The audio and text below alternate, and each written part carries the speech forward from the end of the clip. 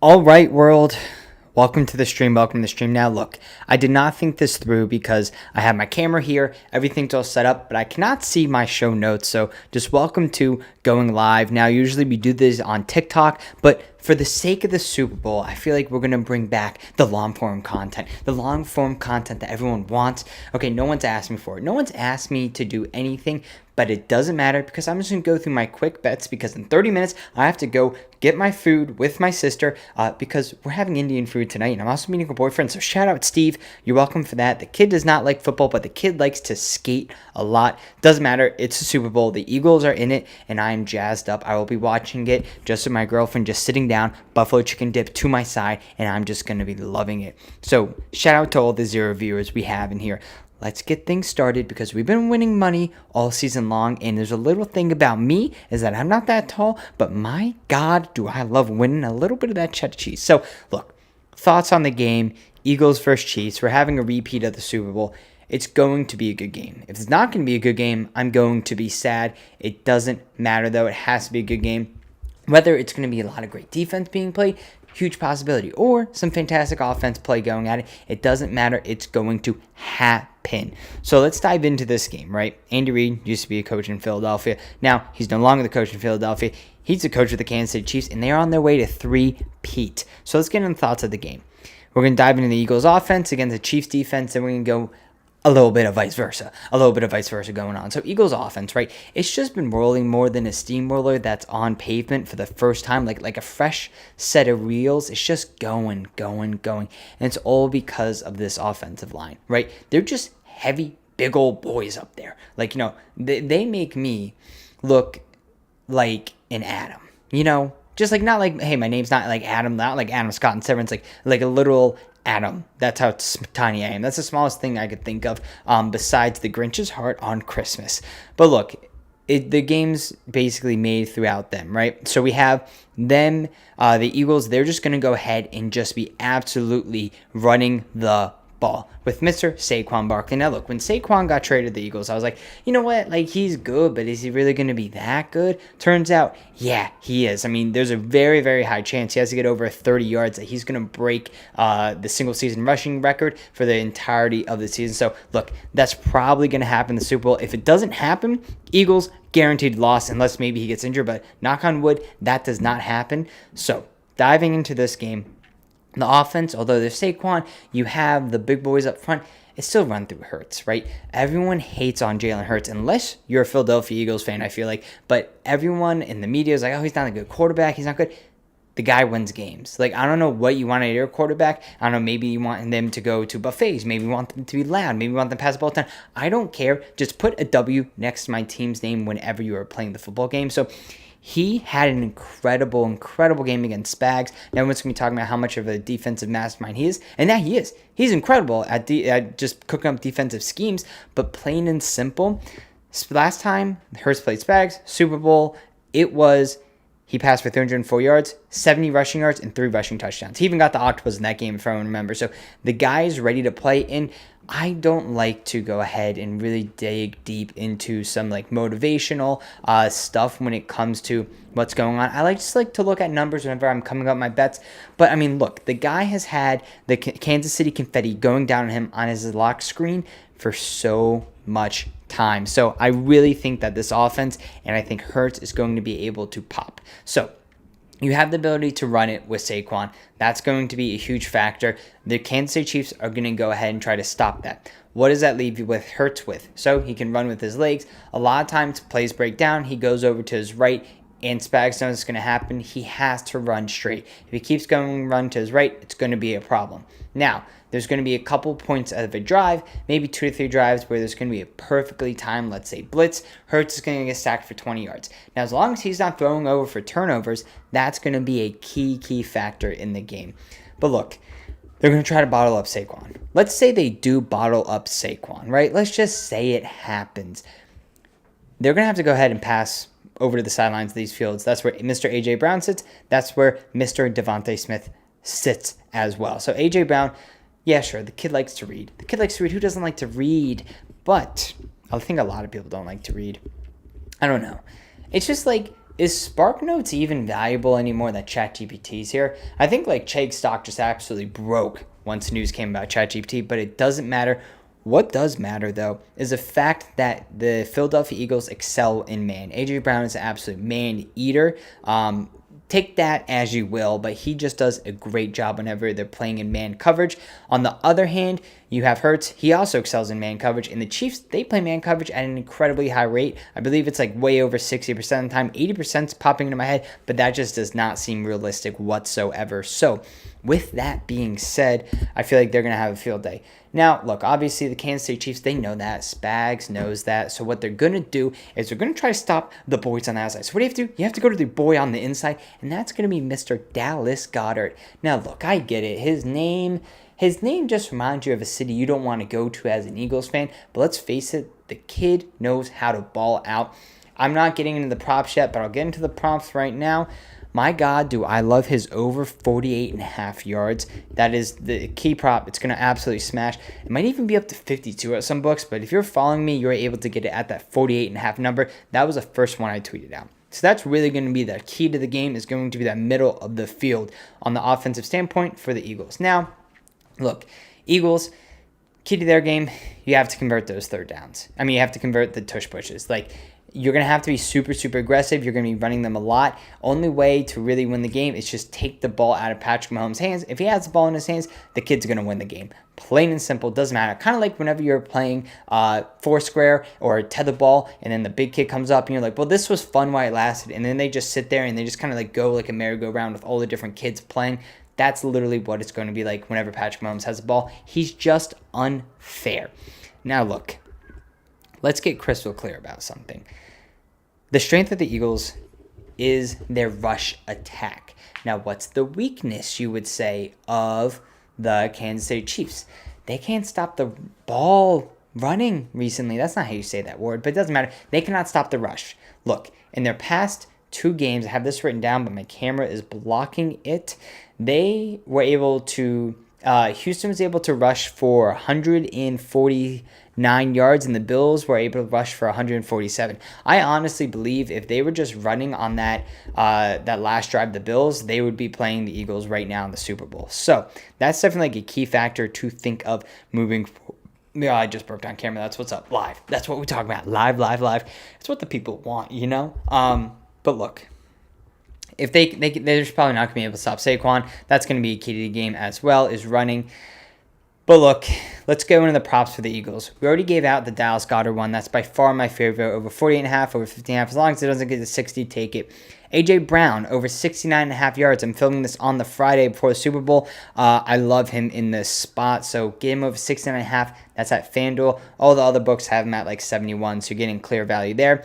Devontae Smith, this one's just fun. Longest reception over 19.5 yards. I just feel like he just catches the long balls. He's hit this every single game of the playoffs as well. That's even including the snow game with the Rams. I believe so. I wrote that down a long time ago. This one's just dumb, but it was early morning, and I have a really bad habit of going to the gym. Great habit, right? But I stretch, and I'm like, oh, God, why am I here? And then I go on the sports book, and then I just start betting a little bit. So Saquon Barkley, 10-plus rushing yards in each quarter. I don't know why I took it, but there you go. There's no rhyme or reason. I just think he's going to do it. I have a sneeze coming on, guys. I have a sneeze big time. Okay, let's see if it happens. 3, 2, 1. Hey! Oh my God, that is a rare occurrence where I did not get the sneeze all over myself, and that's usually what I do, and I just need to wash myself. I'm like a gross piggy, but let's get back to the game. So I also love Hurts over 10-plus rush attempts. Let me tell you exactly why. So he has to tush push. Tush push is a rush attempt. That's going to happen at least 3 times. Doesn't shock me if it happens 4. Doesn't shock me if it happens 5. So that being said, plays are going to break down. He's going to have to use his leg. Let's just say that happens 3, 4, 5 times. Boom, you hit your 10. Easy as that. Let's say he doesn't get that. Let's say it's the end of the game, though. The Eagles have the ball. He has to go ahead and kneel. Every single time you kneel, that's a rush attempt. So I definitely like him over on the rush attempts versus the rushing yards, just because he has a couple big ones, but you never truly know where it's going to go. Spags might take the running out of him as well, so he might have to rely on his arm. I'm going to try to crack my neck. It didn't work. Would have loved to do that live for everyone, but it's fine. I'm the son of a chiropractor, and it's just what it is. Now we're talking about anytime touchdowns. Jalen Hurts, Devontae Smith, those are my two. If you tell me I really love Goddard, I love Goddard for a touchdown, I would say, yeah, I do too. And I'm probably going to end up betting it. But I'm just sharing with you guys the bets that I have going on right now that I feel the most confident. So why Devontae Smith? I don't know. It just seems right. I feel like either his 19.5 or an anytime touchdown is going to be happening from him. The kid likes to play big in big spots. Now, look. Let's dive into this Chiefs offense and Eagles defense a little bit. Patrick Mahomes and Andy Reid, it's just too easy. I don't care that the Eagles have the number one ranked defense. Yes, we do. I don't care what anyone says about that. We do have the number one ranked defense. Look at PFF. And it's Andy Reid and Patrick Mahomes. They're going to make it too easy. They're going to be able to just go down the field. They're going to have to try to find a way to stop him. How? I don't know. It's Patrick Mahomes. He'll do whatever he needs to do. Maybe just take away the run game, have him pass a lot. I don't know. Xavier Worthy. I don't know. The key for the Eagles, though, to win this game is you have to stop them on 3rd and long. Anything 3rd and 5 or longer, like the Eagles give up so much, and it's just so frustrating watching that. So they're going to need some big time plays by big time players if they want to have a chance, have just a remote chance of stopping the Chiefs in this spot. Otherwise, Mahomes is just going to keep chewing up clock, driving down the field.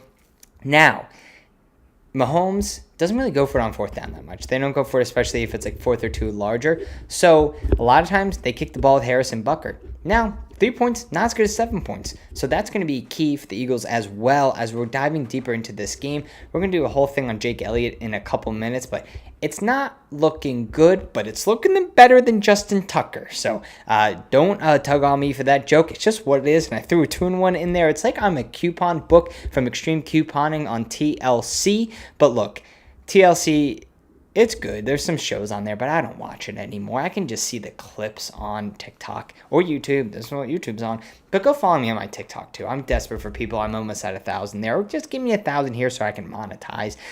Let's get back to the game. Things to watch out for. Jalen Carter is sick right now. Hopefully he becomes active, and hopefully the whole sickness was an absolute sham and they just didn't want him at media day. That's something that I personally am hoping for. I'm hoping that he's good to go and ready to do it. I'm anticipating the Eagles will be able to take out Xavier Worthy. So, and you take out Xavier Worthy with Quinyon Mitchell. He's just going to be on him. He's going to be on an island. So if that's locked up, I think they're going to be able to stop the run game. What happens? Well, Mahomes' best receiver, and I don't care what anyone says, Travis Kelce's still going to be able to do it. He's going to be able to get it done. He's going to just be the weird, like, oh, okay, I'm just going to float over here, and then just keep catching balls on us. I don't see a way the Eagles are going to stop him. I don't care how good Bond is. Mahomes' connection with Kelce is just too strong. He's going to be able to cook them. But look, if we can limit to just him, we'll be doing well. So I have to give out some Chiefs props that are positive as well. So look, I do like Kelce over 6.5 receptions. What I don't like is Kareem Hunt. Now, look, I like Kareem Hunt as a player. I like him as a guy, I guess. I don't really know anything about him. But he got 17 carries last game. The reason he was able to get 17 carries last game is because Pacheco fumbled the ball early. So they took it out of his hands, put it in Kareem Hunt's hands, and said, okay, kid, go after it. So I don't anticipate that happening. I also don't anticipate them running the ball as much as well. So I actually like Kareem Hunt under 11.5, and I like Pacheco over 6.5. I wouldn't be afraid to go ahead and actually put those two in a parlay, although I'm not a huge parlay guy. I just think Pacheco is going to be able to get a little bit more here. Kareem Hunt, he's great. He gets you 2 to 3 yards, but you're going to try and need to get a little bit explosive on this Eagles team. I also like Kelce anytime touchdown just because it's Patrick Mahomes, and we just feel like that's coming. So look, that's my recap for the preview of all the player props I like, the offensive and defensive matchups. Now, I'm not John Gruden. I'm not writing all this stuff out, but if you want that analysis, just go to him. He's going to be able to get that for you nice. Now, the fun bets I like, obviously we have to bet on the coin toss, right? You go on heads. I go on heads every single year. I won it last year. Now, if I lose it this year, it's what it is. I know someone who placed $1,000 on heads as well, and I hope it hits for his sake. Now, I wish I had $1,000 placed on heads, but it doesn't work like that. The true value, though, is within the Gatorade colors. Now, look, we bet on it last year, and we smashed it. And now, we didn't see the Gatorade dump on TV, so obviously, I was sitting there having nervous panic attacks, but what happened is, I guess they did it off camera, so it still counts. Now, the Chiefs, they were purple the year before and the year before that. Something tells me they're going to be purple again for this year. Why would you mix that up? So right now that's at plus 215. So if you'd like the Kansas City Chiefs, what I would recommend, put a full unit on the money line or do the -1.5. That's where the game is just sitting at right now.